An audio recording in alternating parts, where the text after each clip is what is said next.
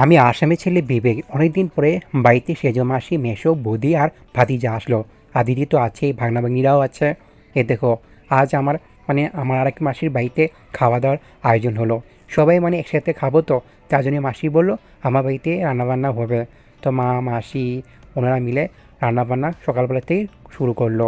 অনেক কিছু বানিয়েছে, যেমন শুটকি তরকারি, মাছের তেল, ছোটো মাছের চচ্চড়ি, ডাল, বেগুনি, এইদিকে একটা মিক্স ভেজিটেবল।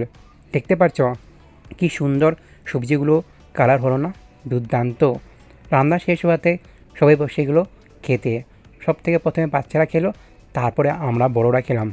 আমি, আমার দিদি, বৌদি, মা, আমরা সবাই বসে গেলাম খেতে। অনেক দিন পর না সবাই একসাথে বসে খেতে গেলে না খুবই ভালো লাগে।